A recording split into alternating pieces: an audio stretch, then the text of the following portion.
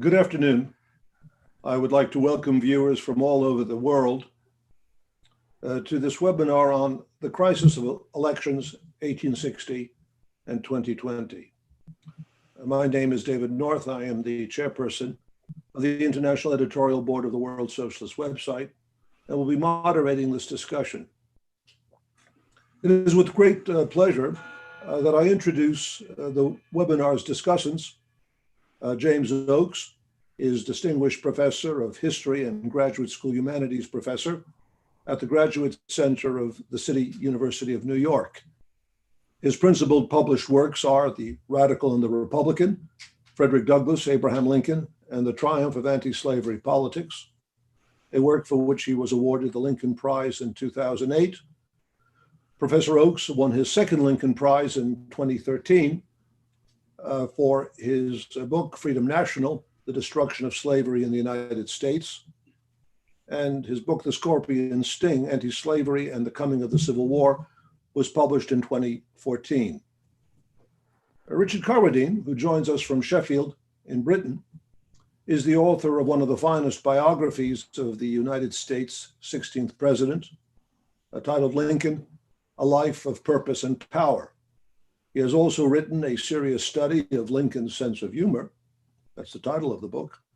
And he co-edited The Global Lincoln, which is a careful selection of writings that examine through the prism of numerous literary works the president's extraordinary impact upon the world.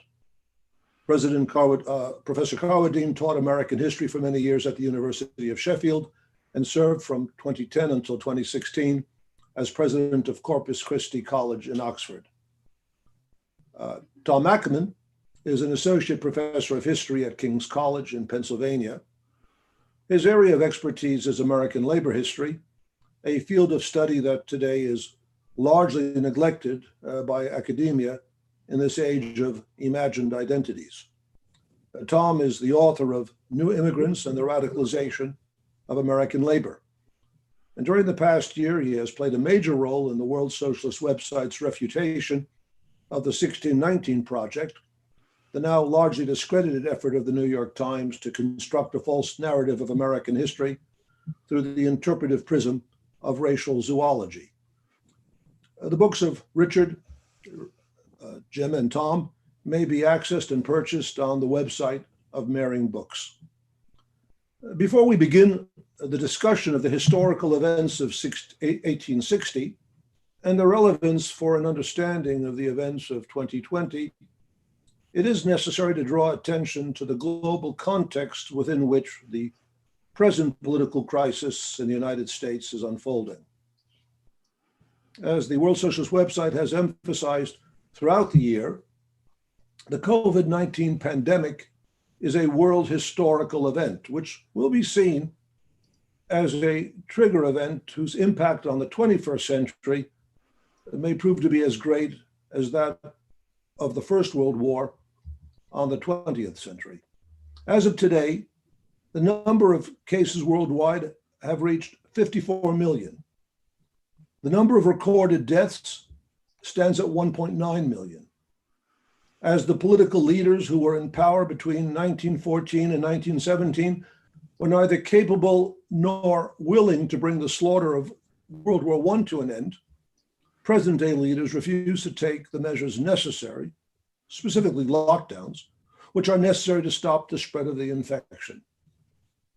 Throughout Western Europe and the United States, where the most technologically and economically advanced capitalist countries are located, the virus is raging out of control.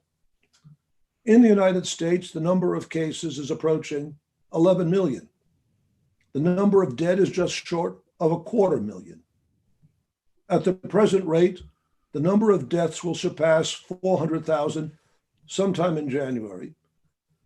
And it is highly likely that the total number of dead by this coming spring will exceed total US battlefield deaths in World War II. Let us just view quickly a few charts which illustrate the rise in infections. Let us take quickly Wisconsin, Ohio, Michigan, and South Dakota. These are just examples, but you see a hyperbolic rise in infections, and this is taking place really throughout the country, and many of them in states which Donald Trump won in the last election. Now, clearly an event of this magnitude is a major factor in the development of the ongoing political crisis, and I hope that it will be possible to explore the relationship between the pandemic and the political crisis in the course of this discussion, especially as we consider the unique features of the present situation. Now, the context of the present discussion is the 2020 election, and it's still evolving and highly uncertain, but clearly explosive political aftermath. And the comparison between 2020 and 1860 is clearly legitimate. 160 years ago, the Southern states refused to accept Lincoln's election to the presidency. Between December 1860 and February 1861, 11 states seceded from the Union and formed the Confederate States of America. Lincoln was inaugurated on March 4th, 1861. At that time, inaugurations did not take place until March. And Fort Sumter, located off the coast of Charleston in South Carolina, was fired on April 12th, 1861, thus beginning the Civil War. Now, for the first time since 1860, the candidate who clearly lost the election has refused to accept the outcome. Since 1896, the Bryan-McKinley election, concessions have become part of the ritual of American presidential elections. Now, Donald Trump has refused to concede and is now openly appealing to his supporters, especially among openly fascist and neo-Nazi elements, to reject the official outcome. Trump, if one needs to be reminded, remains president for about the next 65 days, and therefore is in a position to use all the power of his position at the apex of the government to oppose his own removal from office. Now, another close election took place in 1960. In that election, John F. Kennedy defeated Richard Nixon by just 119,000 votes out of a total popular vote of 68 million. His electoral majority was somewhat less than that of Biden's. Nixon, despite questions about ballot stuffing in various states, and Nixon was hardly a paragon of virtue, accepted his defeat. Later, a book about the election by the well-known journalist Theodore White was titled The Making of the President, 1960. Given what is now taking place, is it not possible that a future book about the 2020 election may be titled The Making of the Second American Civil War, the election of 2020? Now, Trump for several years has refused to state that he would accept a peaceful transition from power. These threats had been dismissed in much of the media and certainly by the Democratic Party as merely so much bluster. Now, judging from his actions since November 3rd, it is clear that he is not bluffing. And this brings me to the question with which I would like to start the discussion. In a number of important histories of the American Civil War, it has been argued that the North and even Lincoln did not take with sufficient seriousness the South's threat that it would not accept Lincoln's election. First of all, was that a legitimate criticism? And rather than giving just a yes or no answer to what is clearly a very complicated question, it would be helpful, and I address this question first of all to Professor Oakes and Professor Carwardine, to Jim and Richard to be somewhat less formal. It would be helpful if you could perhaps place the issue of the election and this particular question within the context of the broader historical and political situation that existed in 1860. Jim, would you like to begin? And I'll turn to Richard. Sure. We could spend 5 hours on the background, the larger context, but let me take a few minutes to maybe push back against some of those historians who question, who criticize Lincoln and the Republicans for not taking the threat of Southern secession seriously. I think it's a misreading of anti-slavery politics and what anti-slavery politicians had been saying for quite some time, which was quite simply that the South had no legitimate reason to secede, that the Republican Party, that anti-slavery politicians, by and large, promised never to use the federal government to abolish slavery in a state. And the Republicans, including Lincoln, in fact, virtually all anti-slavery politicians going back to the ratification of the Constitution, acknowledged that the Constitution did not allow the federal government to abolish slavery in the state. And they reaffirmed that over and over again. And they believed that was sufficient to discredit any justifications for seceding from the Union. And historians who are not familiar with that aspect of anti-slavery politics hear Lincoln and other Republicans saying in the 1860 election and its aftermath that the demands for secession were bogus, they were not reasonable, they were based on a false notion of what the Republicans were all about. That's not the same thing as saying they didn't take the threat of secession seriously. So I think part of that interpretation of Lincoln is a misreading of what Lincoln and the Republicans were all about. On the other hand, I would also say that they were in a kind of difficult position, and they're trying in the interregnum, in the months and weeks between the election and the inauguration, they were trying to thread a kind of needle in which they wanted to reassure, they wanted to forestall the possibility that secession would spread to the Upper South. And in order to do so, they had to tamp down the rhetoric of doom and gloom, and in order to defang the secessionist movement. So some of that, again, is a misreading of the tactics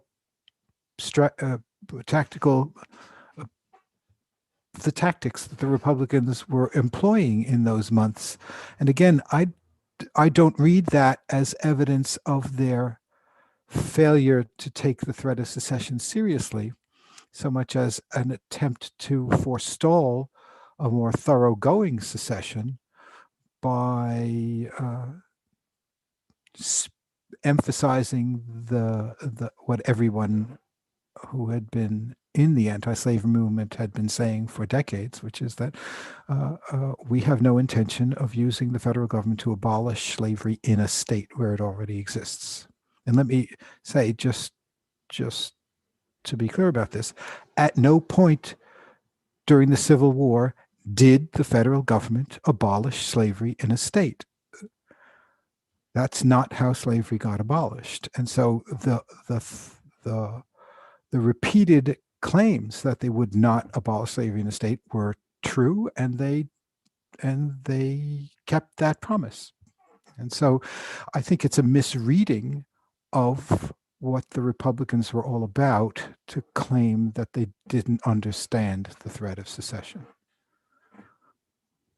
I don't know if Richard agrees with that or not.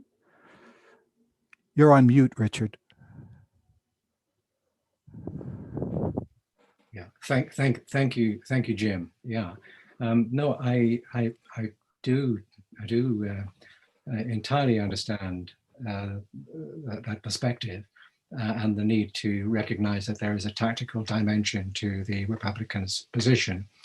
The even broader context perhaps is to go back to 1832-33, the Nullification Crisis, when South Carolina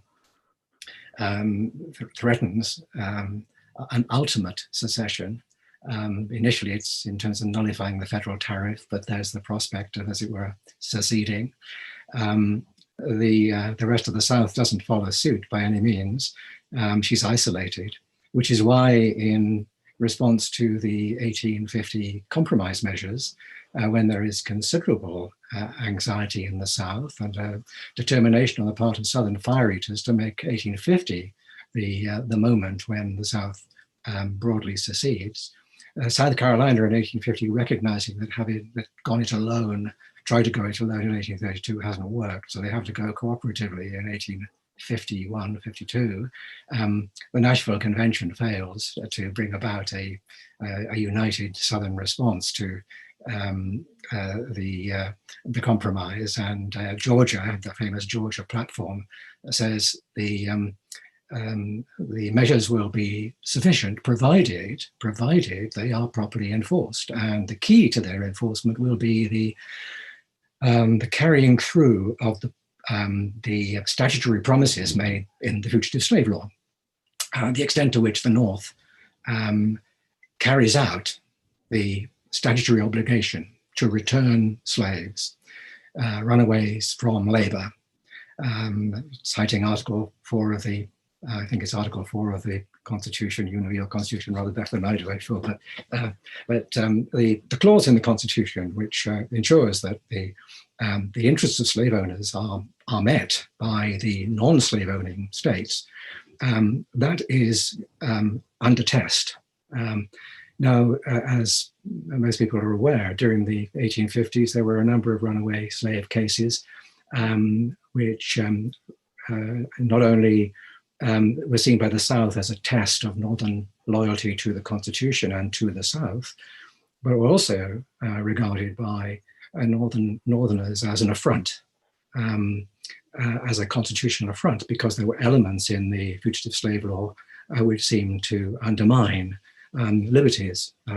Not least, there was no trial, no jury trial, the procedures were in some ways flawed, in very obvious ways flawed, which led to a number of northern states, 14 of them, in fact, by the time of 1860 election, to pass what might be called, what were called personal liberty laws, laws which removed the obligation of the states themselves to enforce the Fugitive Slave Law and left it to the federal officers, the federal officials. Now, I tell you all of this because as a background, the test for the South was going to be the test of the Union's viability and the integrity of the North was going to be the enforcement of the Fugitive Slave Law. Lincoln, of course, had been on record many times saying that the South had every right to the enforcement of the Fugitive Slave Law, and there was nothing in the Republican platform in 1860 which in any way sought to compromise the South's interests in the return of fugitive slaves. But I do think, so I say all that because when it came to it in 1860-61, if you look at the South Carolina causes of the Declaration of the Causes of Secession, first and foremost, when they've set out the principles on which they are seceding, namely the breach with Britain, the principles that undergirded the revolution, and secondly, the compact principles as they read it undergirded the Constitution. When the South came to set out, when South Carolina came to set out why secession should take place, they pointed to the growing concern, anger over the failure of the North to enforce the Fugitive Slave Law at a state level.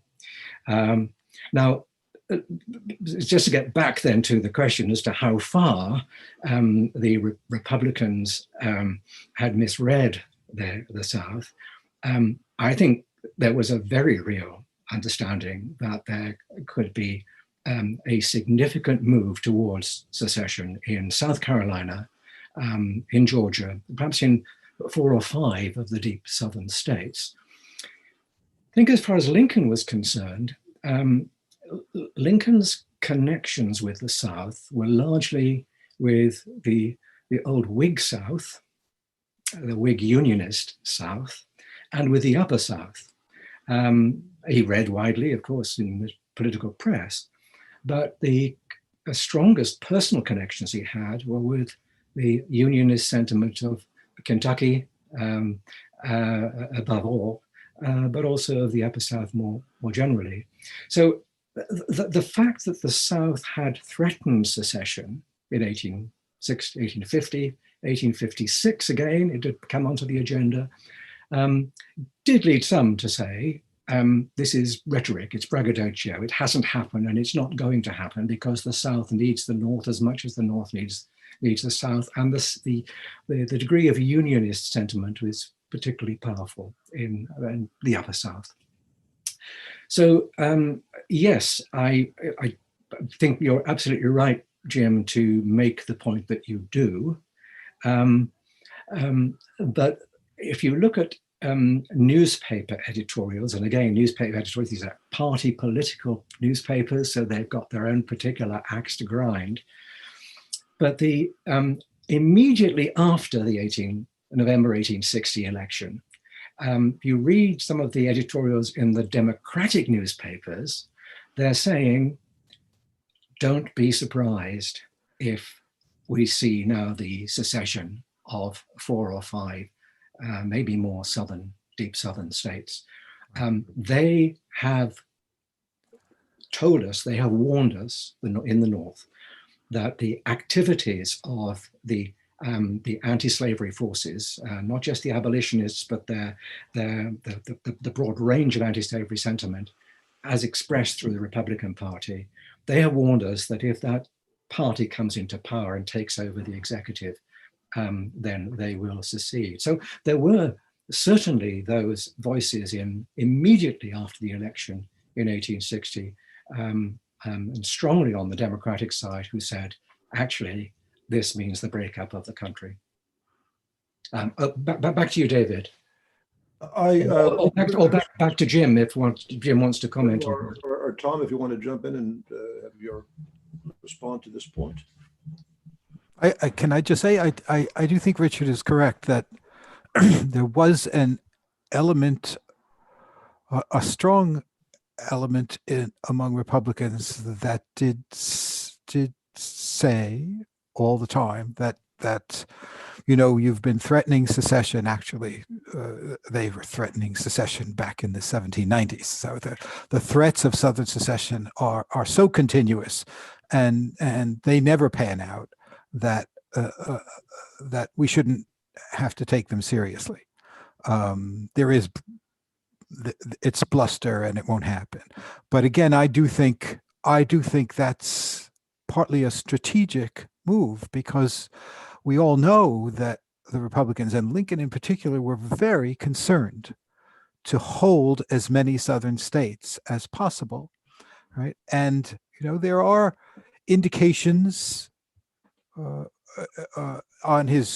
the brief speeches he made on his way to Washington. Was it in Albany where he said there may be times when you have to put the foot down and just hold the line, and I think so. I think it's possible to read some of that rhetoric as strategic rather than based on a fundamental misreading of the threat, so. Well, let me ask then this question, if we extend it beyond the politicians involved, and we'll come back to that issue because the issue is what options were open, but the broader public, the voting public, to what extent did the recognition of the possibility of secession, and then the second question of civil war, and I might ask you also to clarify, was the idea of Southern secession, so to speak, co-equal, or did it lead inexorably to the belief, well, if there's going to be secession, there will be civil war, or was that still a matter of mixed opinion in the North and among the political leaders as to the possible outcome of secession itself? Were they taken to be the same thing, that if the South secedes, there's going to be an effort to stop them, and it will be a military effort? But just before we get back to that question, how widely was it understood within the population, particularly the voting population in the North, that Lincoln, if you vote for Lincoln, or I think as your colleague, James McPherson has said, people were shooting in April the way they voted in November. How widely understood was that a vote for Lincoln may well mean you're voting for civil war? Well, here what does that mean? What does that mean? Here, I do think the point Richard made about what happens before the election and what people are saying immediately after the election matters. I think it was very important for Republicans. Democratic threats, Northern Democratic threats that a Republican victory would lead to civil war or secession did not begin with Lincoln's election. And all through the 1850 election, the Republicans had to respond to these Democratic warnings that the country would fall apart by saying, no, it won't, no, it won't, no, it won't. So this is again an example where I think it's important to distinguish campaign rhetoric from the question of whether they fully understood the nature of the threat, because it's very difficult to disentangle that. And I do think I do think the notion that they're naive, that they were naive about the threat, is not really credible to me. I do think they had a lot of reasons politically to, both before and after the election, to play down the threat. But the threat, I think, was real, and I don't think there were too many level-headed Republicans who thought otherwise. Lincoln, I think, was nothing if not level-headed. and he was just about as savvy a politician as we've ever had in this country. So every statement he makes has to be understood as on the one hand, an honest recitation of his views, expression of his views, and at the same time calculated for political purposes to achieve certain ends. And before the election, well, he didn't say anything during the election because presidential candidates don't say things. But the few statements he made after the election, I think, need to be read that way. Can I say that to a large extent, it's not a relevant question. That is the really relevant question, and it's the one you alluded to, David, is that if the slave states seceded, were the Republicans going to let them go? And I think the answer is no. Under no uncertain terms, they were not going to let them go. And were they going to? Did that mean they were preparing for war? Well, we know that the secessionists began preparing for war almost immediately. Before Lincoln took office, they were accumulating arms, building up their military capacity. So they were preparing for war, But the problem is that the Buchanan administration did not prepare for war, and the Republicans can't do anything about it until they get into power. And they don't get into power, as you pointed out, until March, by which time the entire lower South has seceded. So, well, let me ask you this, because I think this question, if we go again beyond the politicians, it seems to me that has quite extraordinary implications in terms of the way one evaluates the historical situation.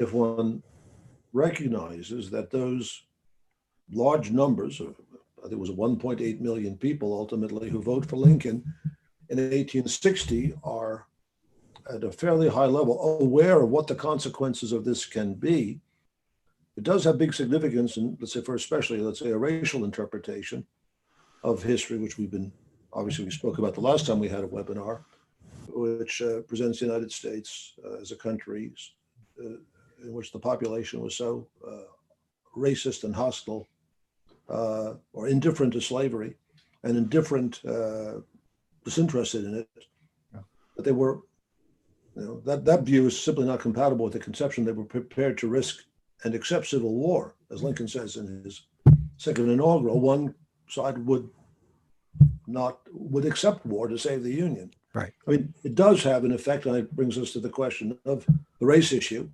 and interpretations of the Civil War through that prism. If I can come in here, David, and say that if only we had some Gallup polls from the from the 1860 campaign. Polls are not reliable. But I recognize in saying that I'm poking a stick into a hornet's nest. But let me say how I see the 1860 campaign, and in particular how I think people cast their votes. When I recognize the Republican Party is, of course, a coalition. Those 1.8 million who vote Republican are doing so for a variety of reasons. But they're doing so, it seems to me, in a setting where they know the consequence of not voting for the Republican Party.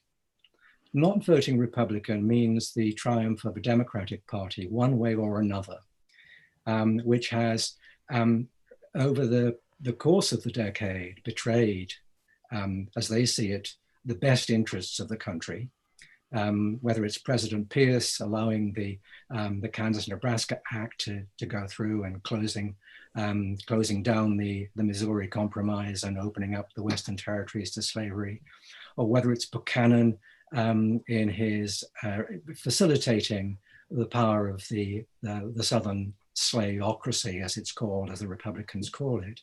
The strong perception by 1860 that the federal government has been taken over by an illegitimate minority interest who, supported by the Supreme Court in the Dred Scott decision, have really hijacked. I mean, they wouldn't use that term, but I think it's an anachronistic term, but they've in a sense hijacked the Republican politics, small r Republican politics.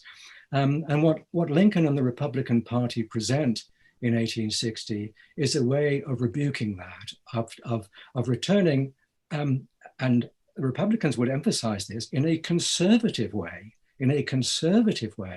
to the fundamental ambitions of the founders. And that, after all, is the theme of Lincoln's Cooper Union speech in February of 1860, which is what helps to get in the nomination in May. But he's setting out there an exploration of what the founders wanted in respect of slavery.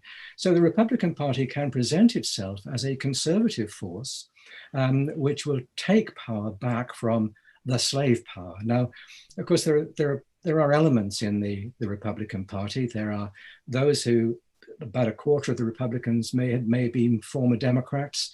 They're probably not influenced by any kind of love for the Black American, for the African American, whether free or slave. They are concerned about economic opportunity. They're concerned about Western territories and the territories being kept for free labor. And there are many Republicans, of course, who also subscribe to that view. But a quarter of the Republican Party, approximately, I think that's Eric Foner's estimate, there are probably others who would confirm that, former Democrats. Then you have some conservative elements, conservative Whig elements, who have made the difference from the Republican defeat of 1856 and their victory in 1860.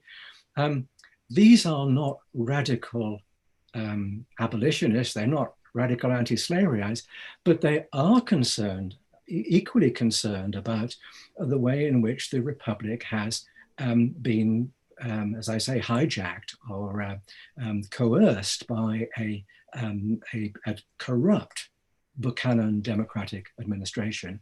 And then you have, the people who are concerned about the slave power, concerned about economic fairness and opportunity for the white working class. And by that, I don't mean simply industrial or urban, but farming, small farmers, and the Republican Party was particularly strong in rural and small town America. But in addition, you have this conscience edge to the Republican Party, which is very powerful. It comes through, of course, it comes through strongly in historically over the decades through the abolitionist movement. But there are plenty of anti-slaverites who are not abolitionists looking for an immediate end to slavery, but who want to put a choke on slavery to stop it spreading. And it's a powerful, conscious, Protestant, evangelical dimension to the Republican Party, for whom a vote for the Republicans in 1860 is a vote for conscience, it's a vote for morality. And this makes the Republican Party an extremely powerful force. Did they think when they voted for the Republican Party they were voting for civil war? Probably not. They thought they were voting for a crisis, a moment, a crisis that would have to be reached and passed, as Lincoln put it. But would it lead to civil war? There would be bluster. There would be possibly a short-term secession led by a minority of slave owners who would be rebuked by the non-slaveholding elements in Southern society. So it wasn't in 1860. It seems to me that the electorate in November voted with any sense that they were voting for civil war, but they were voting for they were recognizing that there was a political crisis coming, out of which would come the Republic being set back on the proper path that the founders had wanted it to travel along. Yes, can I add that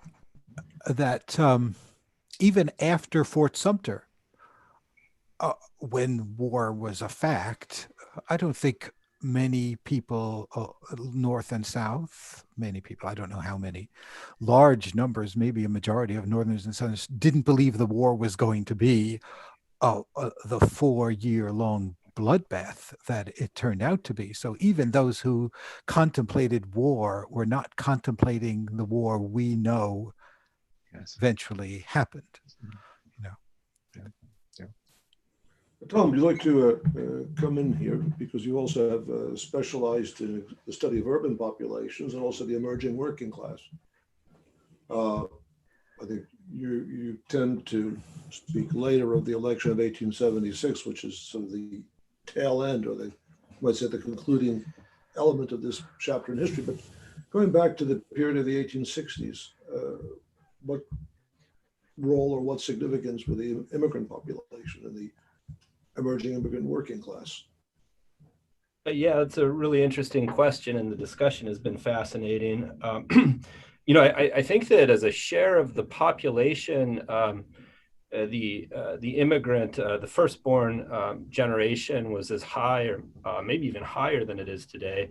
And there had been an enormous influx of Irish immigrants, German immigrants, and especially among the Germans. Many came politicized by the experience of 1848, and so when Lincoln refers to the Union, the American Republic, as the last best hope, he was speaking to an audience, I think also a working class audience that knew what he was speaking about, with the experience of the defeats of the revolutions in Europe in 1848,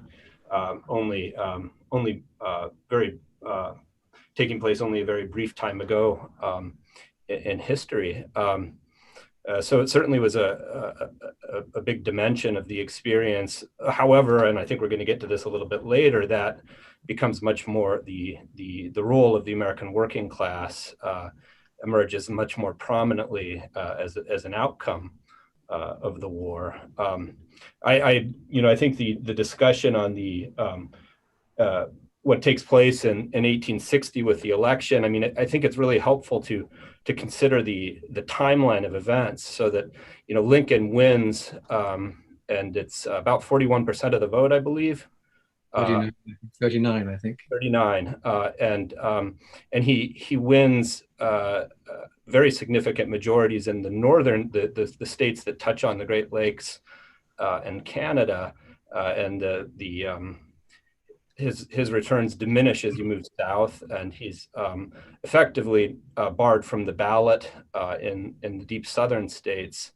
I think the points that have been made about the role of the border states, it gets to a question that we're encountering now in this interregnum, and that is that nobody knew the outcome of the events at that time, South Carolina is meeting, I believe, in secession convention, even as Lincoln's victory is known, and then you have the deep southern states going out one by one. But it's not until Fort Sumter that the trajectory of the upper South is determined. So Lincoln is very much focused on those questions. I guess I would like to hear from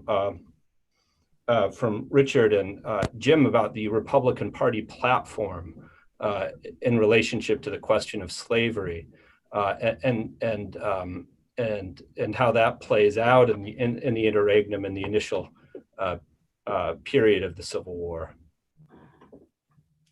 Just before that is answered, I just want to point out we are getting questions coming in from our audience all around the world, and there's a very substantial audience right now from Europe, from Asia, from Latin America. This is a theme which has evoked a huge amount of interest. I just want to inform those who are writing in questions that I will try to get to them and insert them in, or just take them as at a certain point. But we're just going to spend some time laying the foundation, but please don't hesitate, don't be reluctant to send in questions. So I'll give the speakers time to answer Tom, but then I just want to ask a further historical question, which goes somewhat to the background of 1860 and also has obviously contemporary relevance. But if you want to respond to Tom. Can I do that by referencing a point Richard already made? Of course. As the 1850s proceeded, as the strength of the anti-slavery Republican Party became more and more evident, it was increasingly subjected to attacks, not only as a party of racial equality, but also as a bloodthirsty, radical, Jacobinical party. And the rhetorical response by the Republicans, and Lincoln was part of this, is to increasingly declare themselves to be the conservative party. So there is an element of, again, strategy in the claims that they were the true conservative party, and it's partly a response to the attacks on them as being radical. Now, this relates in an interesting way, I think, to the way we talk about the Republican Party platforms, because it is a commonplace among historians that the 1860 platform is less radical than the 1856 platform. But I don't think that's the case. I think there are certain fundamental ways in which it is more radical. There are certain things, but that it is rhetorically less bombastic, that they take out some of the more bombastic rhetoric about slavery being the slavery and polygamy as the twin relics of barbarism, for example. That's removed. But what gets added to the 1860 platform that is not in the 1856 platform is the explicit denial that there is such a thing as a constitutionally protected right of property in slaves. That's not in the 1856 platform. It is in the 1860 platform. And here I think this also goes back to the original point that Richard was making about the centrality of the fugitive slave issue, right? I do think that over the course of the 1850s, Lincoln, again, threads another needle, right? He says that the South is entitled to the enforcement of the fugitive slave clause of the Constitution, but he thinks that the fugitive slave law of 1850 needs to be revised, and it needs to be revised so as to guarantee the rights of due process. And the clause of the Constitution, that's what the issue of fugitive slaves is all about. It centers on the issue of due process rights because the 1850 statute explicitly said no process. Right? No due process. The 1860 Republican platform quotes the due process clause of the Constitution. and in so doing signals where it stands on the issue of fugitive slaves, even though it doesn't explicitly address it as a fugitive slave issue. So my feeling is that the 1860 platform is, notwithstanding the rhetorical attempt to make themselves out to be the true conservatives, they were in fact taking what was at the time the most radical position you could take on slavery outside of an immediatist abolitionist position. If I can come in there just to endorse that and say there wasn't an attempt at the convention to remove any reference to the Declaration of Independence. Right. Such a reference was designed to, just endorsing what Jim has just said, designed to fix the principle on which the Republican Party was based, which was that all men are created equal. Now, not everybody in the Republican Party or who voted for the Republican Party interpreted that in the same way. And not everyone interpreted it in the way in which Lincoln interpreted it, which is that it applied to Black men as well as to white men. But it was something that Joshua Giddings, the stalwart Presbyterian from the Western Reserve, was so keen to see in there that he was threatening to walk out of the convention when it seemed as though it would be removed. It wasn't removed. They kept it in, and it was a flag, sort of putting the standard on the opening of the platform to indicate where the Republican Party stood. A couple of other points about the platform, going back to Tom's point about sort of economics of it.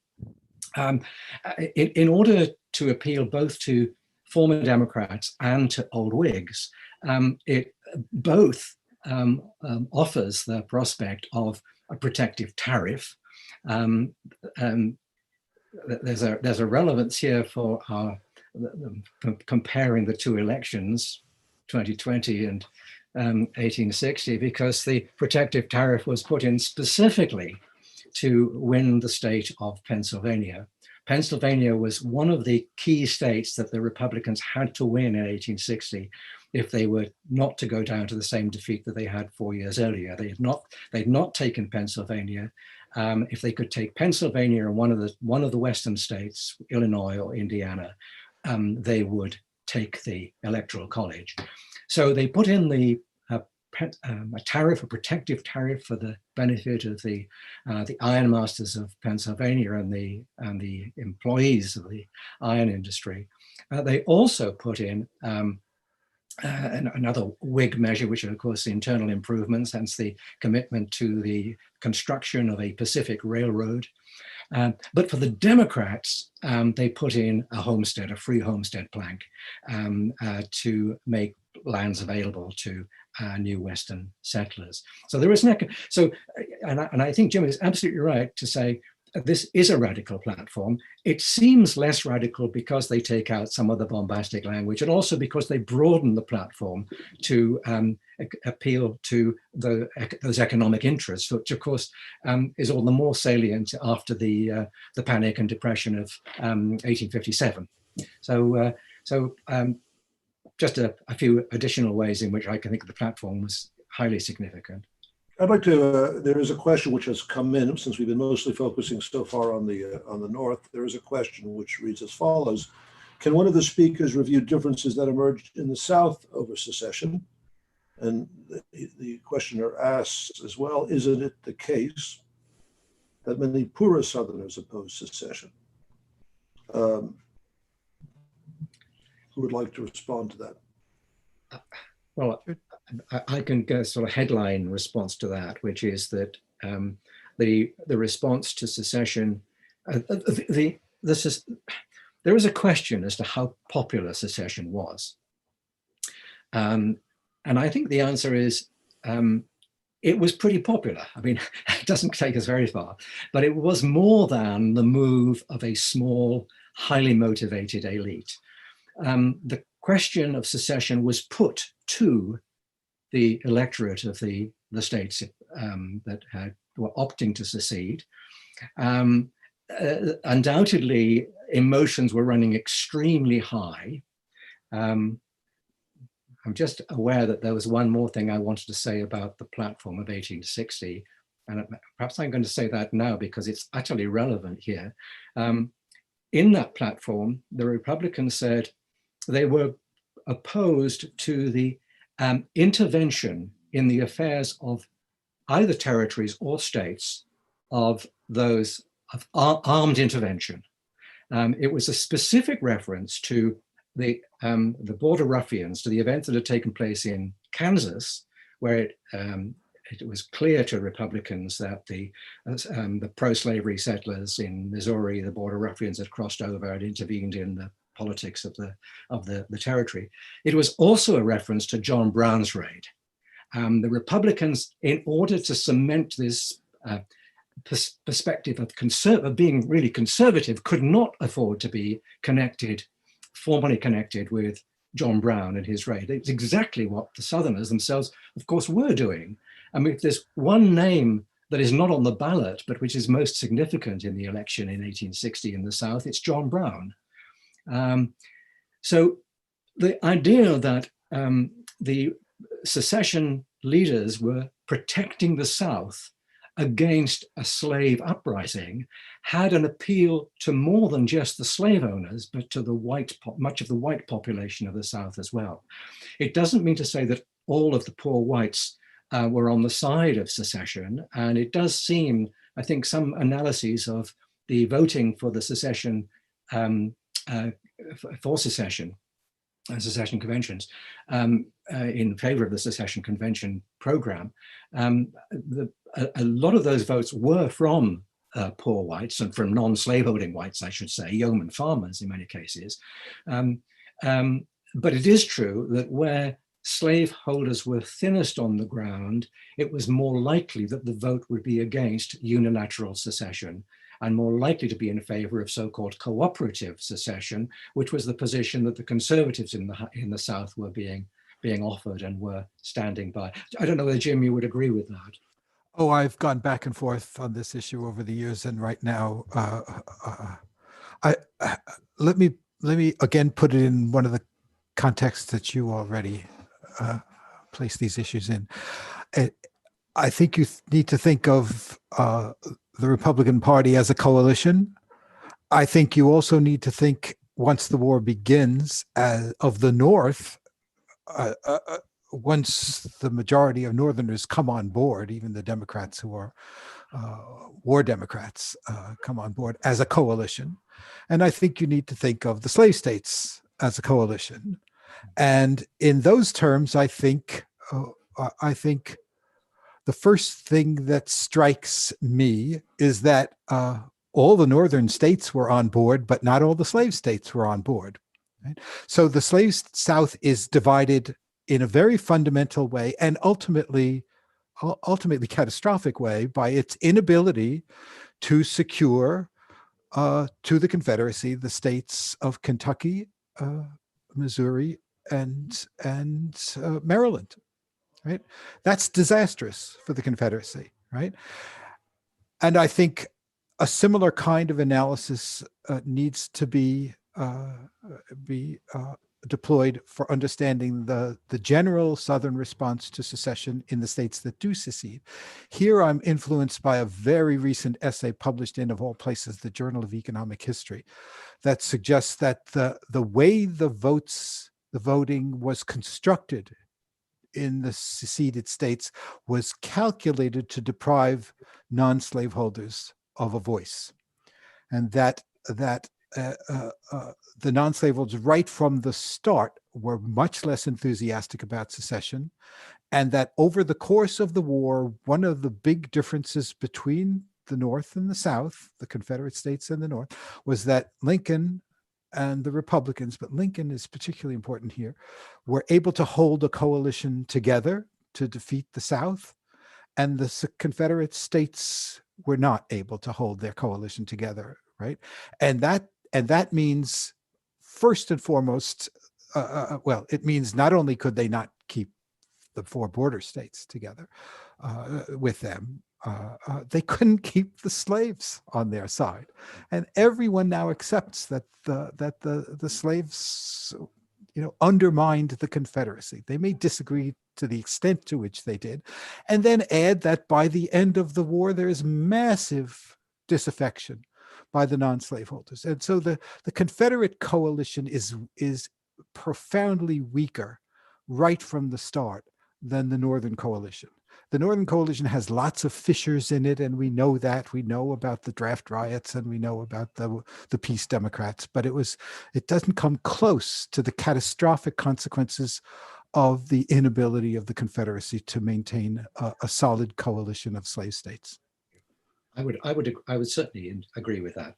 I think the question is, it's unclear to me just precisely in January and February of 1861, to what extent the secessionist leadership, which was of course seizing the events, rather it's a 1917 situation, Russian situation, to what extent they enjoy the majority support. And I think even if they don't enjoy majority support, they enjoy very significant popular support, would be my position.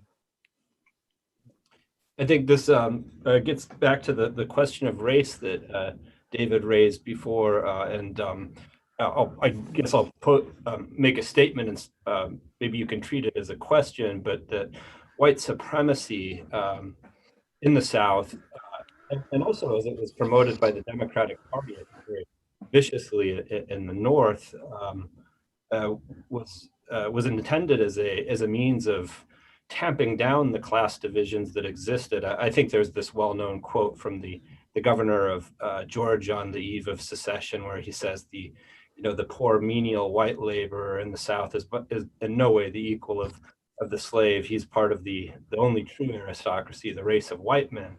Of course, that's really a contradiction in terms that the menial laborer can't be the equal of the plantation owner. There's a well-known map of the vote on secession, and what it shows is a ridge of opposition running down the Appalachian Mountain Range, and the Confederacy is forced to deal with massive draft resistance and to some extent a low-grade civil war in eastern Tennessee, western North Carolina, northern Georgia, and we should recognize the important work of Victoria Bynum on the Free State of Jones. Which of course became the subject of the well-known, I think quite good Hollywood film. So anyway, I just wanted to ask the question there about the uses of race by the Democratic Party, both in the South and in the North. Of course, Lincoln was viciously race-baited by Douglas, and also. Well, I think of, at least in the North, I think of that kind of race baiting, which it presents historians with this paradox that over the course of the 1850s, the race baiting rhetoric is intensified to levels that it didn't exist in previous decades. Not that there were previous decades of racial harmony or anything like that. But again, in response to the rise of the Republican Party, the Democrats respond by attempting to change the terms of debate from slavery to race. They didn't want the issue to be framed as an issue of slavery. And the Republicans consistently, Lincoln expresses his frustration that this constant talk about race is designed to keep us from talking about what the real issue is, which the real issue is slavery, right? And I think that I think there is, in the constant invocation of the principle of fundamental human equality that Richard mentioned as so central to Republican Party ideology, there is an inescapable commitment to some degree of racial equality. that is in the fundamental right that all human beings have. And Lincoln was clear, it was not just men, it was men and women. All human beings are entitled to the fundamental rights of life, liberty, and the pursuit of happiness, regardless of their race or their gender. And that fundamental commitment to that level of equality is what set the Democrats off and led them,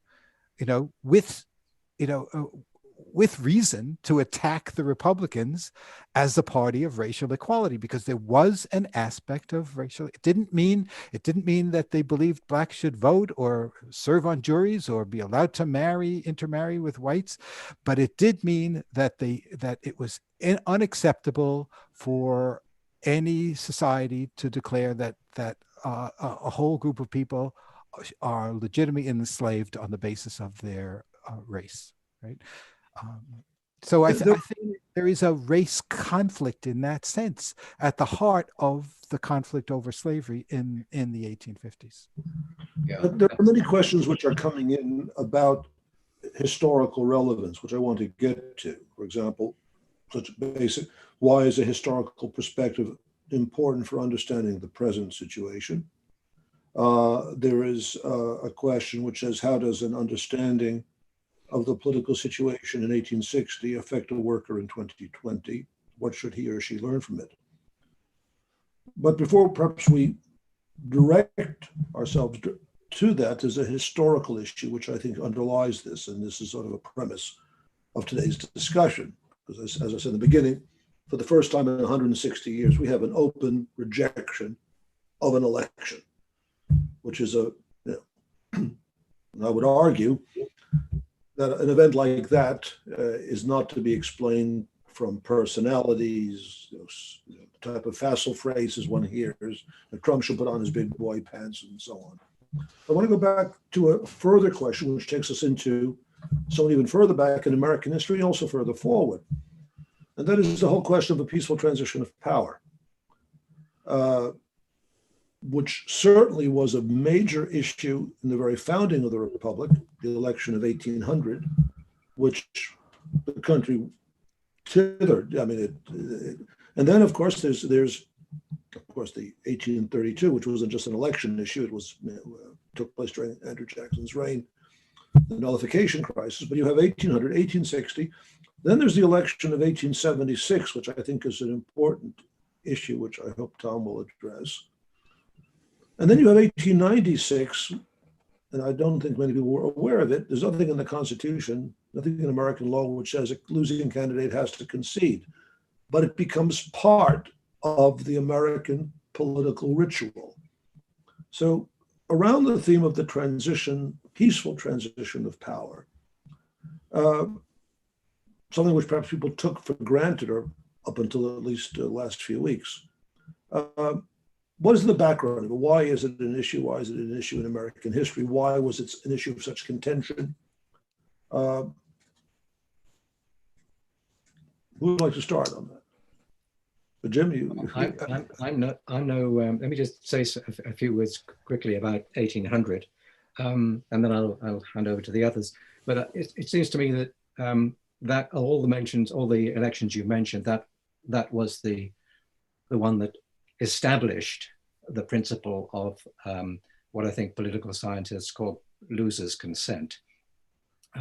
The expectation was during the course of that campaign that there will be a triumph of one party and the demolition of the other. There would be no coming together.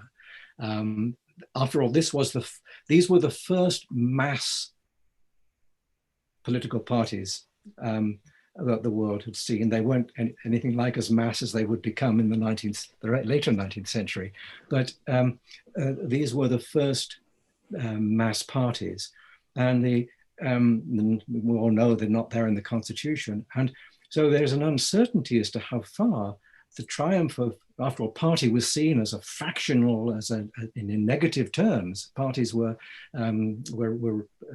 what had brought about the problems in the colonies in the first place, factional politics in the metropolis.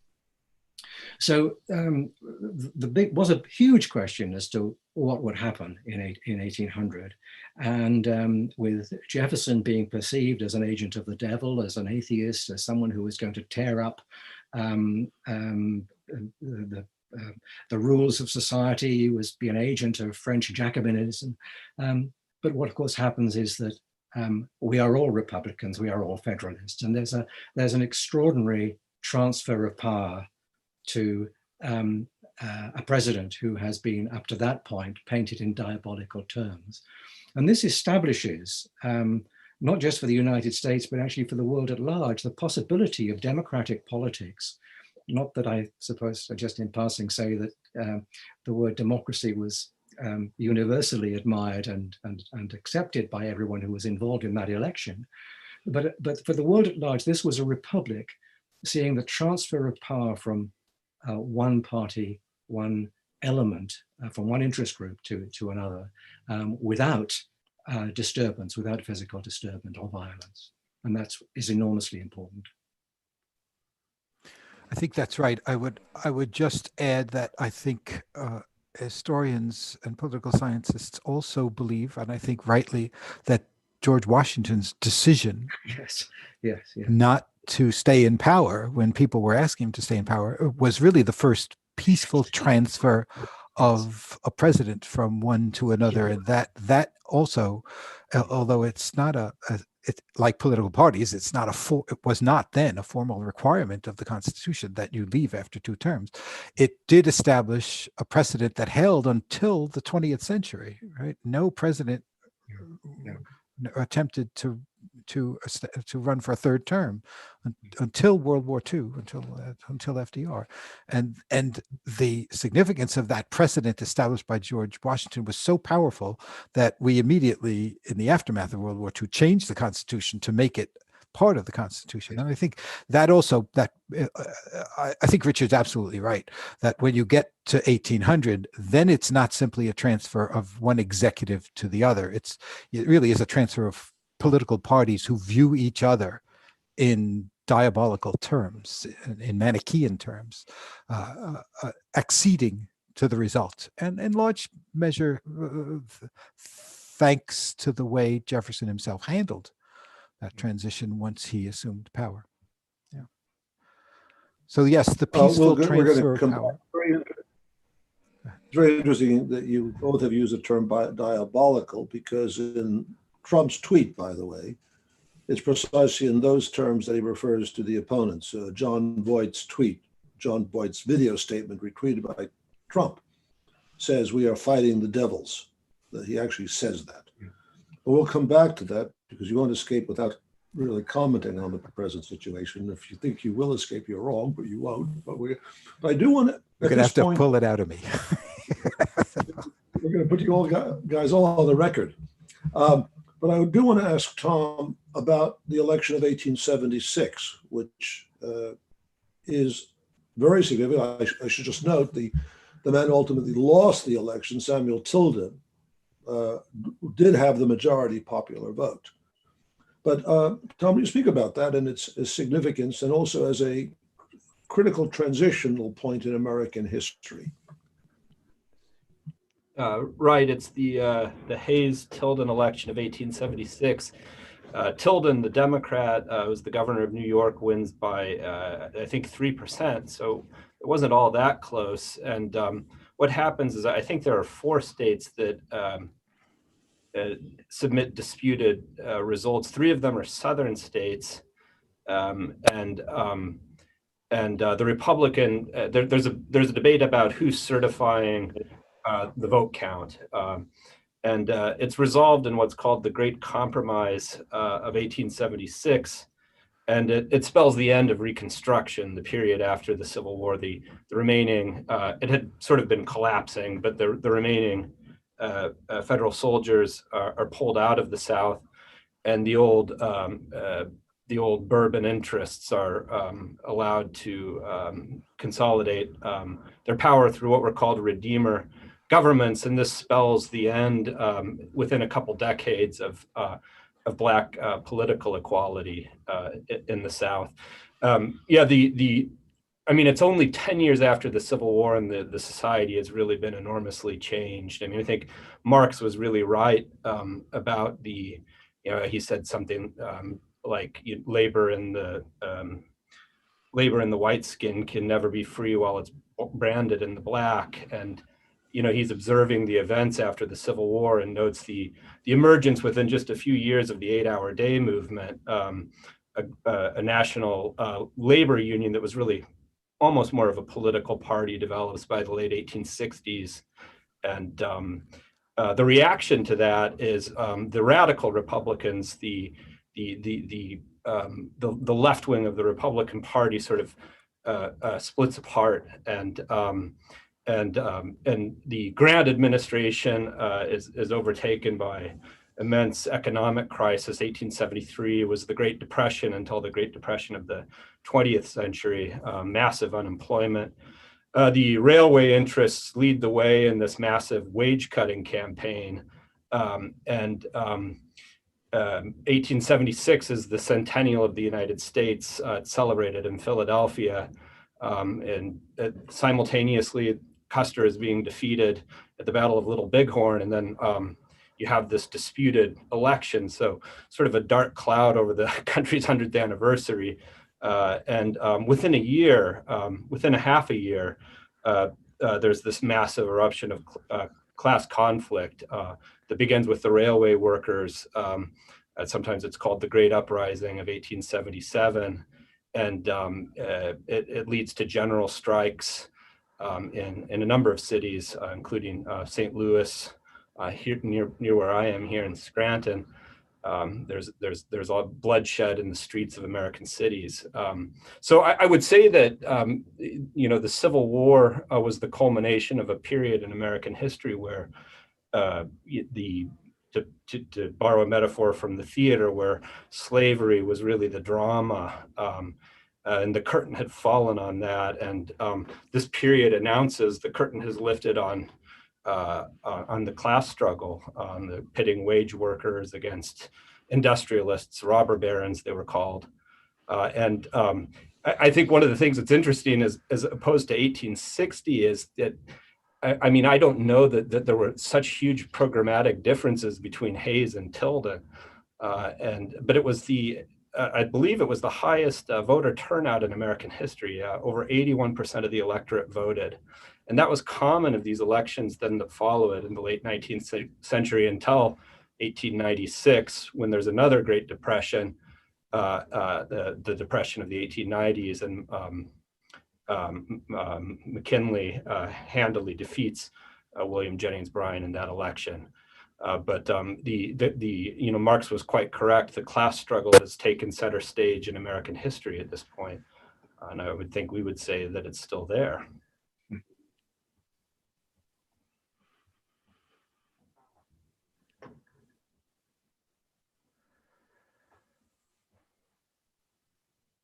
I would just add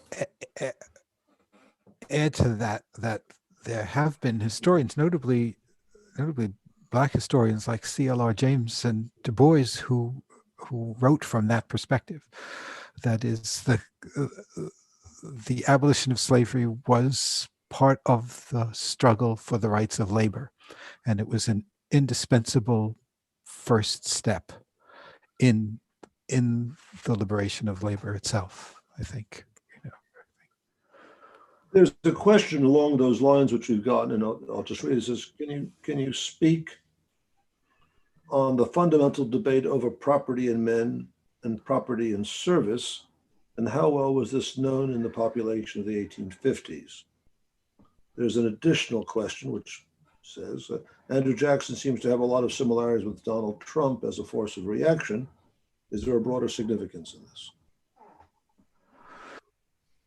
I don't think of Andrew Jackson in those terms. This gets to something. Okay, one of the things that happens in 1876, and it happened earlier in 1828 and 1832, and it happened with the triumph of the Republicans, is that issues of racial justice tend to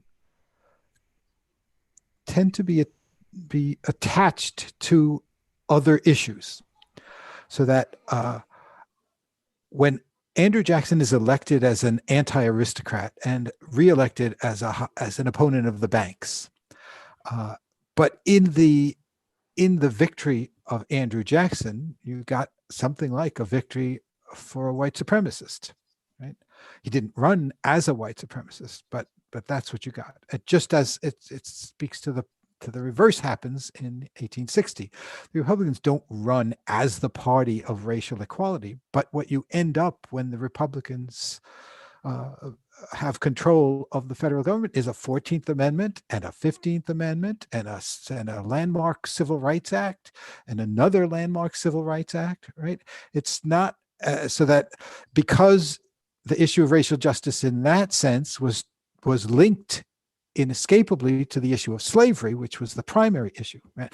And then again, the reversal in 1876 comes because the Republican Party historically could not deal with questions of workers' rights and economic inequality the way historically the Democrats, going back to Jefferson and Jackson, could. And what you ended up with was a triumph of white supremacy in the southern states, not because people voted for white supremacy. So that the issue of race is usually tied to some other issue. And I don't see Donald Trump as being tied to anything other than fundamentally the positions of the right-wing conservative Republican Party. What we got from Donald Trump was tax cuts for wealthy people, and we didn't get better health care, and we didn't get an infrastructure project. We didn't get the things he claimed he stood for. What we got instead was just plain old-fashioned right-wing republicanism, and along with it, these whites. He pulled off the rock, and out from under the rock came these slimy white supremacists, and he gave them voice, and in ways that it hasn't been true for a very long time, and is scary. I think this is a point of transition. I just want to make reference a number of issues which are emerging now. There's a report in the Financial Times published yesterday that on November 6th, just 3 days after the election, there was a meeting of 30 chief executives over Zoom, including CEOs of Goldman Sachs, Johnson & Johnson, and Walmart. This is from the Financial Times. And this was a 7:30 morning meeting called because of anxiety that the United States was on the verge of a coup d'etat. And it says the following: Blackstone founder Stephen Schwarzman defended Donald Trump's response to this year's US poll results during an emergency meeting of senior business leaders alarmed by the president's claim that the election is being stolen, according to several participants. Now, I'll come back to these immediate events, but I just want to now ask as a historical proposition, knowing that, as we've now discussed for the last hour, 1860 was a disputed election, Civil War, clearly an event which had deep, deep roots in American history, in the conflicted socioeconomic structure, the existence of slavery, how whatever role individuals may play, ultimately they're subordinate to the bigger unresolved historical problems at work. Now we have, if I can put this out, during the last 20 years, we have seen on 2 occasions major disputes over elections. We have 2000, which, to be blunt, was a stolen election. The Supreme Court intervened to stop the counting of ballots, and Bush became president. The Democratic Party accepted it. And now we have a situation where the President of the United States effectively is rejecting the fact that he's been voted out of office. Now, what are the sort of, doesn't it suggest I'm phrasing my words carefully now, that from a historical standpoint, that one is obligated to seek the answer of such developments in deeper processes of historical causation. And what, after 160 years of elections since 1860, there's a breakdown. Certain well-established traditions are not being respected. It comes 20 years after a disputed election which took months to resolve, and we don't know how this election is going to play out. I mean, we don't. There are many possibilities. I'll be glad to suggest some of them in the course of this discussion. But what are the sort of issues that historians would have to look at and have to consider when looking at a situation like this? What occurs to you? And by the way, I would also suggest, and since this is not a uniquely American phenomenon by any means, in the 1930s, there was a lot of discussion of the breakdown of democracy. There was a period of the rise of fascism. Mussolini, Hitler, and Francoism, others. Even in the United States, fascism for a period seemed to be emerging as a significant force. Are we in such a situation? Do you believe we're in such a situation? Or at any rate, what type of historical issues or what processes in American political development, social development might be producing this? I know it's a big question, a challenging one, but I'm going to ask you, and not so much ask you from just a partisan, ask you from if you imagine, do a thought experiment, you're going to, the future James Oakes or Richard Carwardine's writing about this, what are the sort of issues they're going to be looking at to try to understand this? And I think it goes to a question raised by one of our listeners, why is it important, or why are we looking even back at 1860 to understand where we are today? Richard? You want me to go? You'll take this first, and we'll have Jim and Thompson. I mean, clearly there are points of very evident similarity between today and 1860. Profound polarization, ideological polarization, a sense of two Americas, with a bridging third element seeking some kind of consensus in the center, but nonetheless, two parties in the 1850s, the Southern Democrats and the Republicans, who simply could not accept that there was anything other than malign intent on the part of the other. So the comparisons with today are obvious. It's clear to any observer of the United States over the last 20 years, certainly over the last, since 2008, that you no longer have the kind of consensual, the essential consensual agreement of both parties that they are fighting in a common cause, a cause for the American people. Patriotism is defined by profoundly differently on each side. And Jim used the word Manichaean earlier. I think there's a sense of Manichaeanism about this, about the way in which the righteous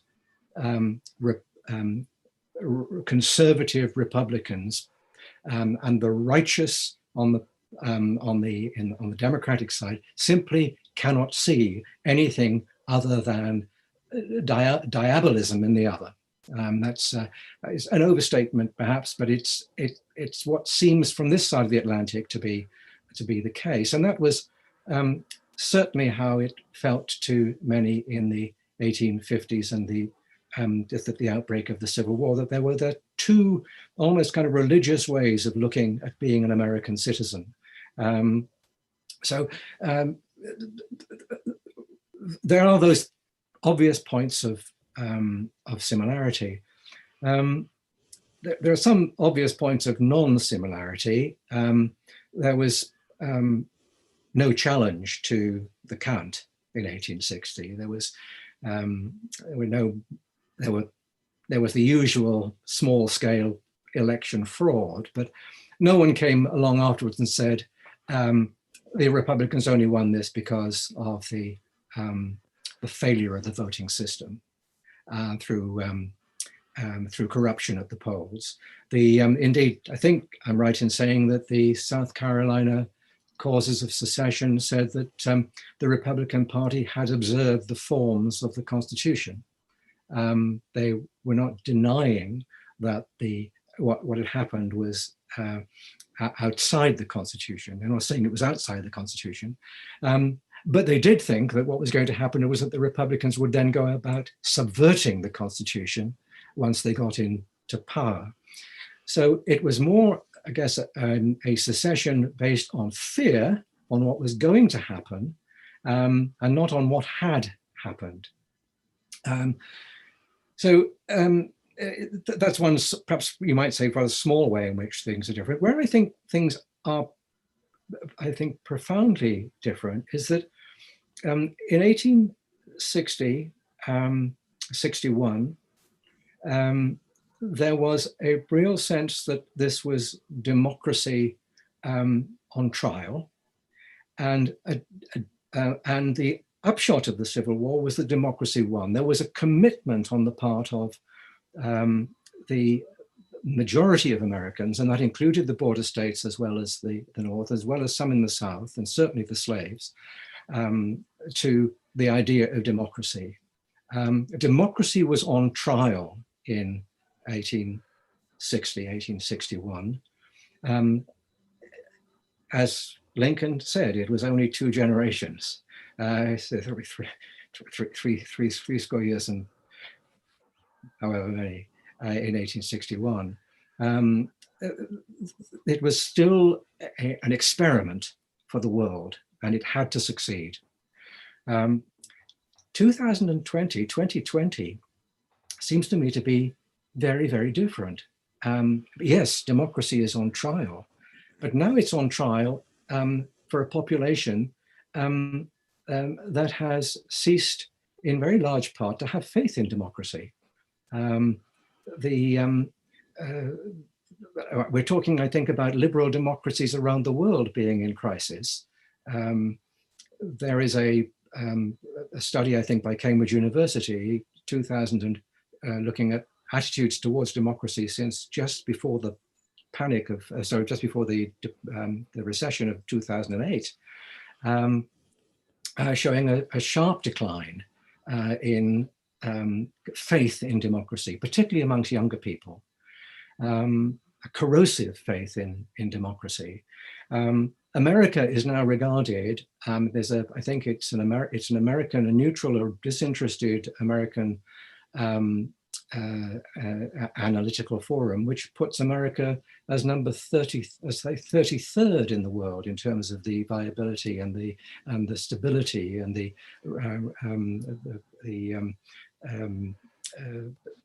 stability of its democratic system and its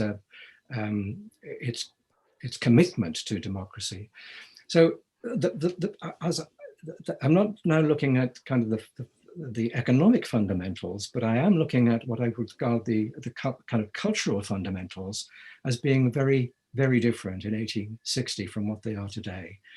Of course, Americans who voted for Biden included many, many who were fearful for the future of democracy. Don't get me wrong, I understand that. But I think we are in a world where democracy is under assault, even from within what has been regarded as the leading democracy of the world for much of the 20th century, at least. Whereas in the 19th century, American was regarded as the beacon of democracy. It would have been number 1 on that list, not number 33 on that list. So those are my rather, in some ways, random thoughts. But as I think I think there is a profound difference in the way in which democracy is playing out in the mid-19th century from the way it's playing out in the early 21st century. Jim, and then perhaps Tom. Well, I agree with everything Richard said, and I'm particularly concerned about the question of democracy, and I think when I think about where we are today, I mean literally today, I go back and forth between the optimistic and the pessimistic scenarios about what's about to happen in the next month or so. The pessimistic scenario is based on my sense that it isn't simply a loss, it's more than a loss of cultural faith in democracy. It's somewhere, I'm not sure, I think there has always been a conservative suspicion of democracy in American public life. And it waxes and wanes. And I think it's pretty clear now that at some point after the 1960s, conservatives led by neoliberals like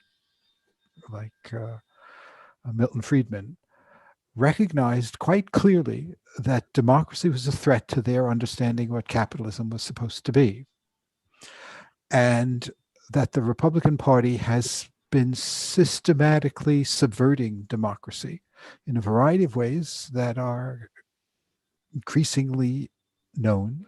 You know, it's subverting voting rights. 11 million Americans have lost their voting rights thanks to these voter ID laws.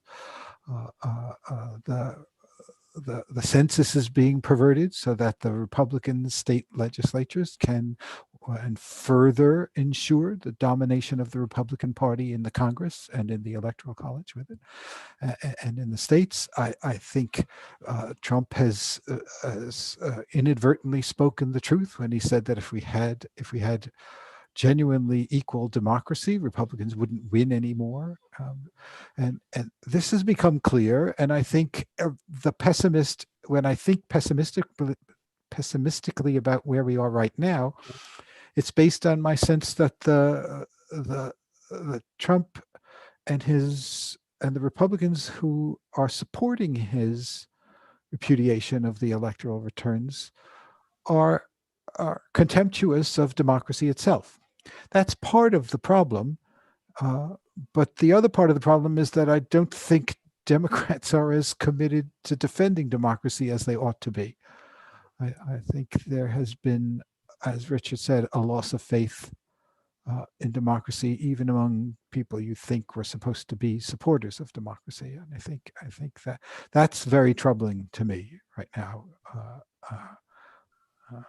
The optimist in me thinks, it's, I'm not a big fan of Michelle Goldberg, but the opening line of her column this morning was, I can't tell whether Trump is plotting a coup or having a tantrum. And I don't like to run things on the basis of personality, but you could say there are some indications. It's maybe Pollyanna-ish that Trump, in setting up a political action committee that's going to allow him to pay off his debts, is preparing to leave. I don't. It was always if somebody gave you a doctoral thesis. This is the Pollyanna. Right. I mean, I just want to. I think I raised before the question of the pandemic.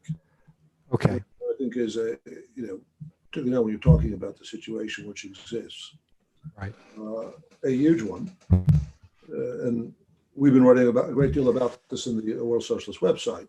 In fact, the two themes we have been concentrating on, and there's a vast collection of material, is the pandemic, which we've been writing about since January, and the election, and well before we were speaking of the Civil War election. Trump is running not for president, he's running from FIRA, and we have been stressing for some time many signs of the breakdown of American democracy. And just as we talk about the Civil War, you can't talk about the Civil War without talking about the great form in which class or socioeconomic issues presented itself, which was slavery. In this era, the question of class and the staggering level of social inequality in the United States. One of the, I'd say, if we were talking about one of the major differences between this period and 1860 in terms of political terms, is there's no Republican Party. I mean, the Democratic Party in 2000 That's right. accepted the loss, the theft of the presidency. The question, which now, just to come on this issue of the pandemic, one thing which is very interesting, if you examine both political parties, it's clear that from a medical standpoint, control of the virus is not possible without a lockdown, without, I mean, we're getting, if I can, here in Michigan, we're dealing now with a situation where we know in factories all around Michigan, the virus is spreading uncontrollably. And the conditions of work are horrific. It's something like you would read in Dickens. Factories are houses of terror. I mean, workers are going there, getting infected, and they know this. Both political parties are rejecting lockdowns. You're in New York, you read the New York Times, they're rejecting the closing of schools. And Trump said in his only public appearance since the election, he said, my government will not accept lockdowns. We will not accept it. And this is acquiring an immense economic significance. Why won't they accept lockdowns? Because if there are lockdowns, the stock market tanks. Remember, it was Thomas Friedman who wrote in launching the reopening of it was Friedman, he said, the cure can't be worse than the disease. So I'm raising this from the standpoint that we're talking about this sort of, and it's right to talk about the cultural dimensions and what forms it takes. But the real underlying issue is that, again, if Lincoln said, half slave, half free, you can't have a union, you can't have a democracy. What happens to democracy when you have such a staggering level of social differentiation? I mean, 10 people having more wealth than the bottom half of the population. I mean, aren't these the sort of questions that one would be forced to look at in trying to make an estimate? And therefore, anything like, Trump didn't fall from the sky. I mean, how did Trump become president? I mean, after all, such people, he has a history. It's isn't one compelled now to look at the social structure?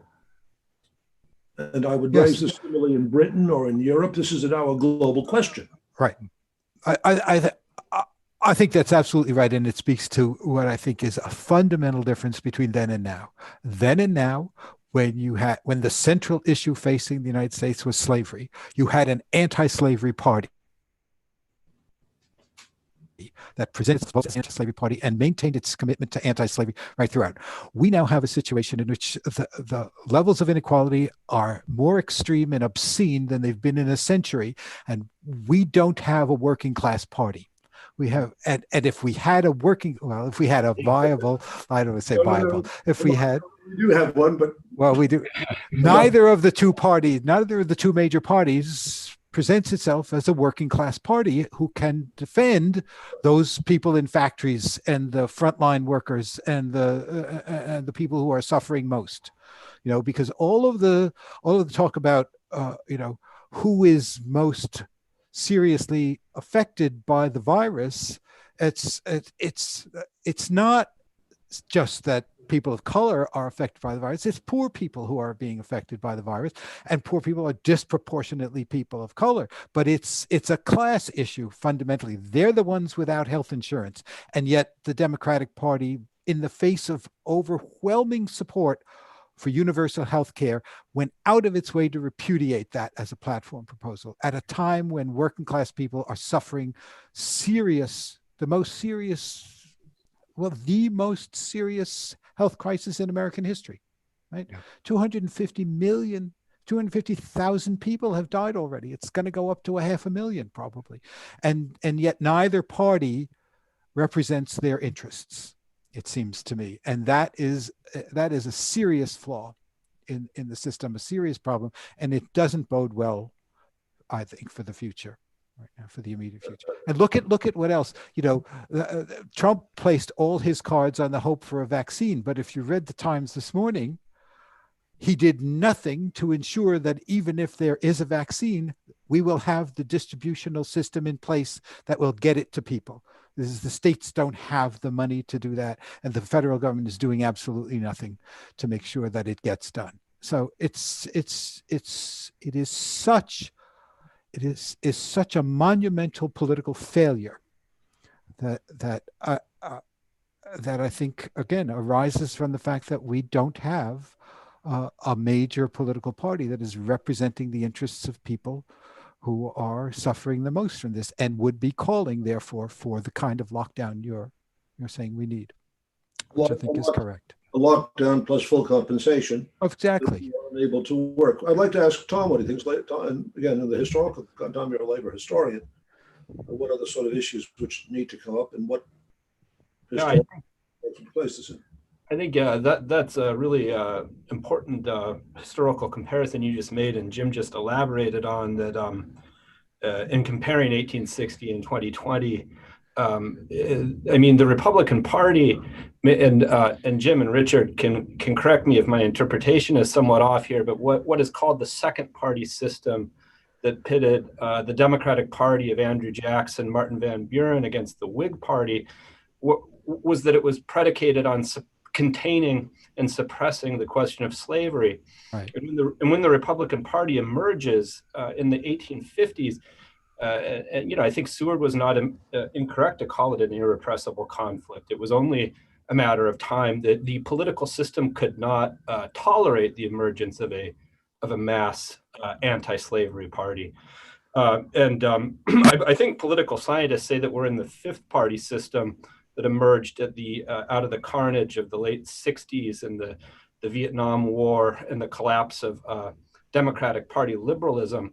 That's 5 decades of without significant social reforms in it. And if you follow the data, it's this yawning chasm of social polarization ever since then. And this political system is characterized by like the second party system. It's entirely oriented in both parties to suppressing the question of class, and I think that's why the Democratic Party and the New York Times is so committed to identity politics. That's their and now with COVID, that's killing in such a dramatic way working class people of all races from all over the world, and it's just utterly incapable of approaching this crisis. Right. Yeah, I share your concern. I have to say, as someone who is believes in democracy, in liberal democracy, and in an international order that is rules based, that I certainly was relieved by Biden's win. And I can't say I'm over optimistic about what's going to happen. I mean, it's a necessary but not sufficient condition for getting out of the mess that I think we're all in. I think you're in more of a mess than we are in respect of COVID. And we're in more of a mess. When I say we, I mean the United Kingdom. And we're in more of a mess than much of continental Europe. We at least do accept the need for lockdown, and that's a lesson we've learned late. And I can absolutely, my heart goes out to you on that side of the Atlantic for the way in which the administration, the federal administration, has simply let the country down. And that may be true of some of the state administrations too. But so I sympathize profoundly with that. I don't hold out huge hopes for a Biden presidency because I think it's likely that he's not going to have a Congress that he can rely on, certainly a Senate. It seems to me that what's been described as plutocratic populism, which has taken over which the Republican Party has not just taken over, but actually has run with plutocracy. I mean, the Trump and Jackson were alike only in the sense that they were insurgents.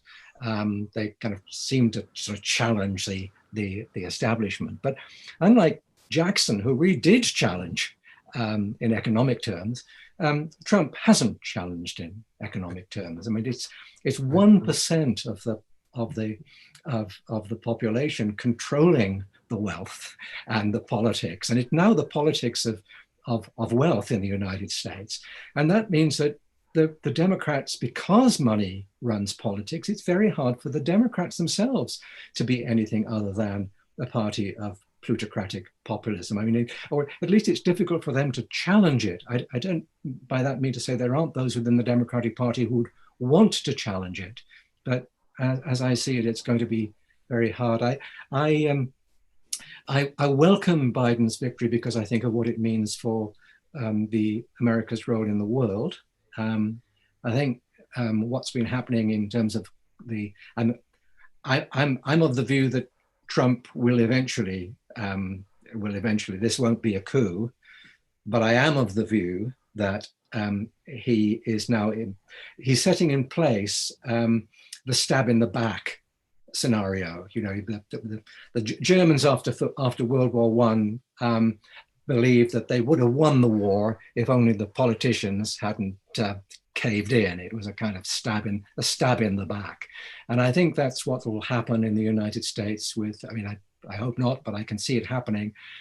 Trump may not run again himself, but he will have a political action committee. He will be a continuing force. There will be those within the Republican Party who, if they want a nomination, whatever level, are going to have to endorse that element of the last 4 years, this kind of populistic, plutocratic populism. Biden will, at least internationally, rejoin the rules-based order. Mercifully, he will commit to what is in fact the greatest challenge facing humankind, which is climate change. Thank God that Trump didn't get another term, because I mean, I think these next few years are critical.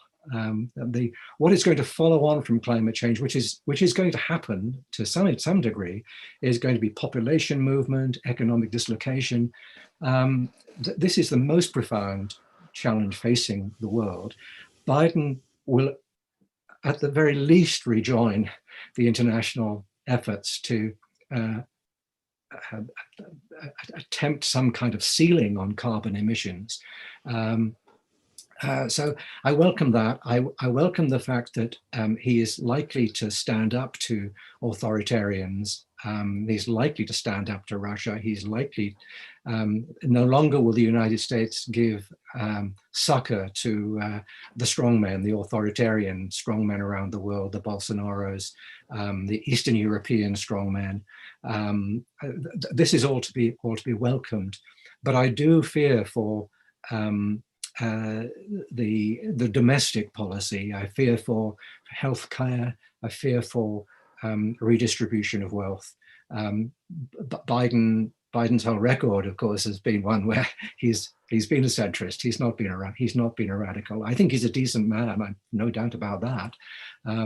But I think the question is this just going to be a 4-year interlude of some modest recovery of American self-esteem, or is it actually, I mean, is it going to be a modest interlude, or is it going to be the start of some significant change? Obviously, from my perspective, from our perspective, we would love to see it as being the start of something fundamentally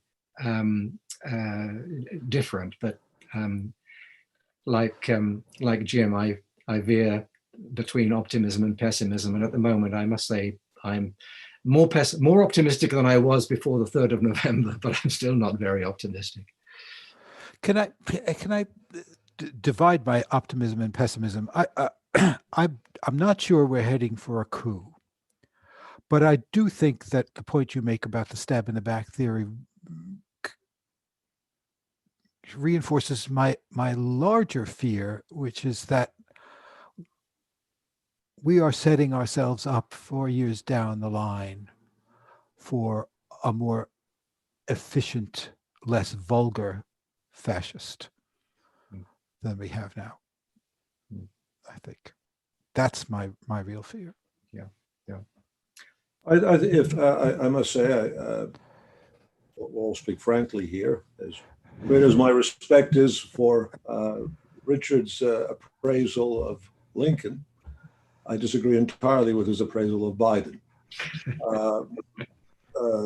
which I think really departs from reality. And I think the whole premise of this discussion, of course, is ultimately the examination of historical forces. There is something which Lincoln said, which was profoundly true. And there is this, for all of the spiritual metaphors, he was a man who was profoundly realistic. And he said famously, I was more driven by events than made by them, than I made them. He was responding to powerful, powerful forces. And if we look at the political situation, the social situation, the reality of, let's take a number of factors, which I think historians would have to look at in appraising the present situation, because it didn't just develop overnight.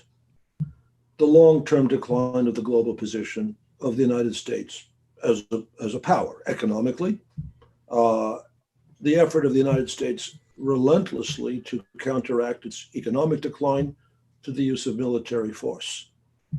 The very existence of a vast military apparatus, which is largely not just the product of World War II, but the post-Vietnam era, the immense growth of the military, the volunteer army, the vast intelligence agencies, what's been generally referred to as the sort of the military-industrial complex.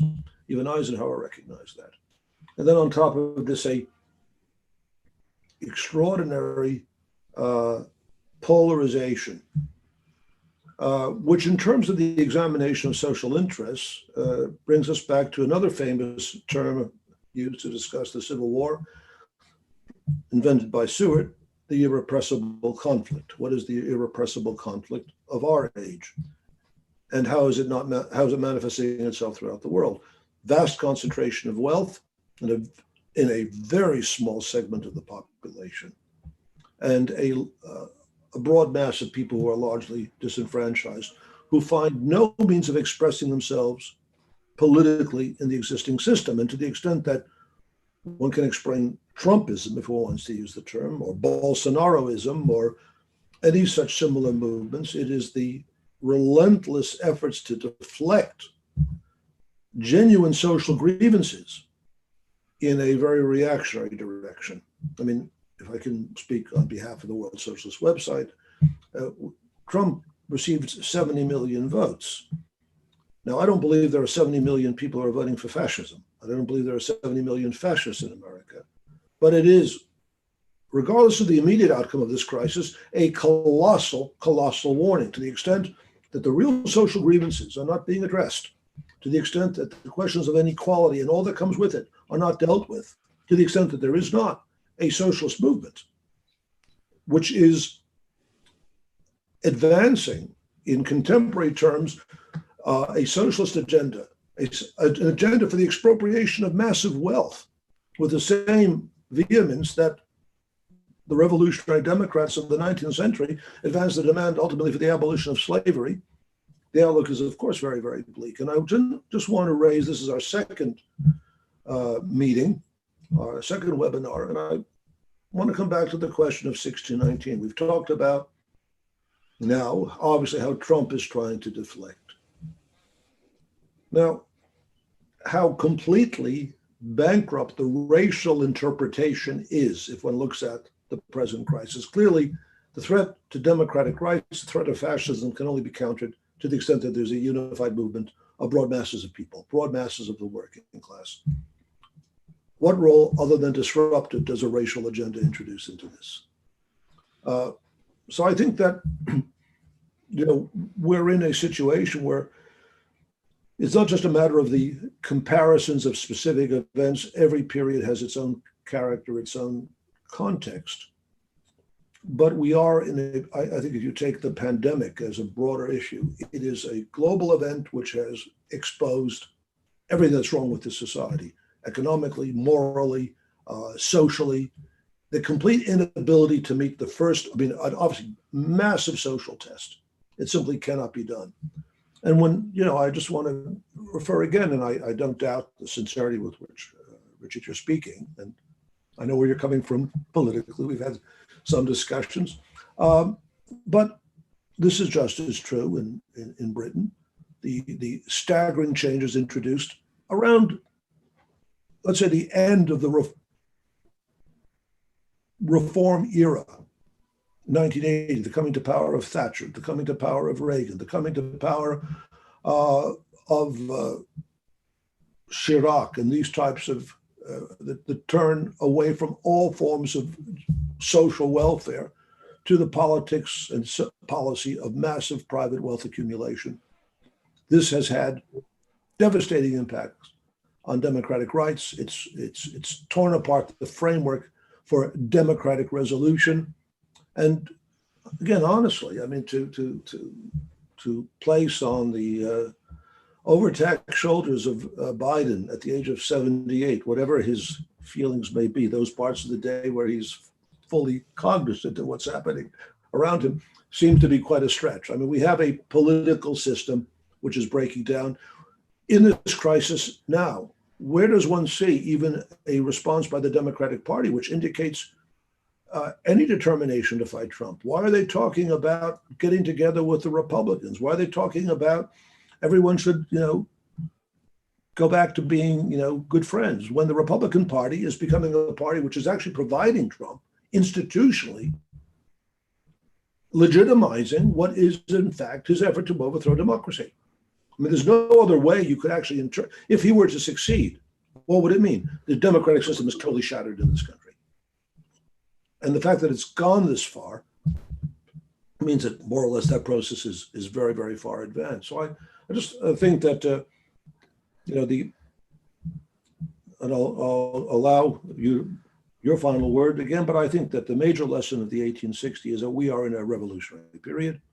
This is a revolutionary crisis. 1860 was the breakdown in political electoral terms of the United States of the ability of free labor and slave labor to coexist. We are at a point in the midst of a huge social crisis that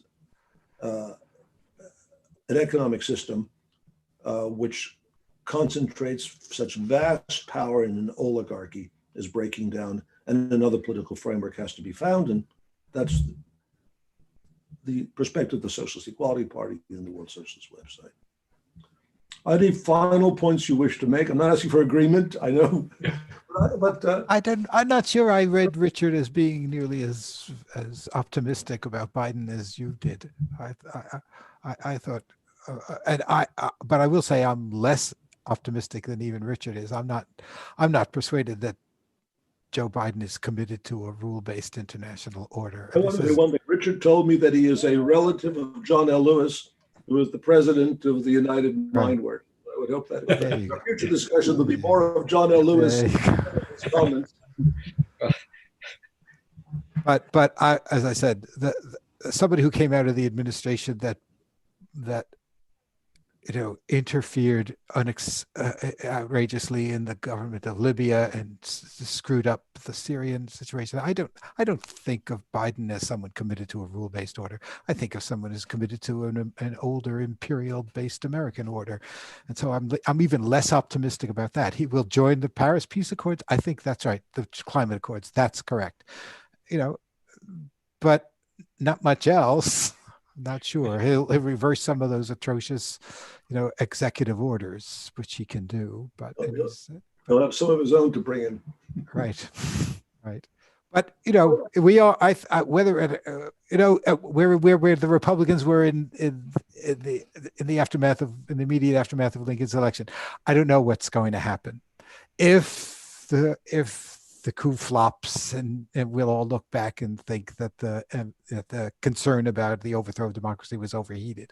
If in the long run this sets a precedent for the repudiation of democratically controlled elections, that outcomes, we're in a very, very dangerous and perhaps, as you say, David, a revolutionary situation. Well, I would say that we believe that, and that the solution will be found, above all, in the intervention, as it always is, of broad masses of people. I just want to raise on this, perhaps in conclusion, this historical point in terms of the difference of the response of Lincoln to that of Biden and his colleagues. In response to the firing on Fort Sumter, Lincoln called for 75,000 volunteers to suppress the insurrection. He didn't, that was his answer. Right. And whatever previous measures he took or didn't take, he responded to the historical situation, and he moved inexorably in a direction indicated by the reality of the crisis. That's not going to come. No. The real issue today, is in it, whether it's dealing with the pandemic, if there's going to be a shutdown, it will have to take place through an intervention of the working class. The factories have to be shut down. The teachers have to walk out of the schools. The workers have to shut down the facilities. I'm afraid I have to get going. Okay, we are thank going. you very much. We did promise we'll conclude by 2 o'clock, and and I'd like to thank once again our interlocutors for participating. Take care. We'll conclude now. Thank you. Thank Bye-bye. you. Bye bye. Bye bye.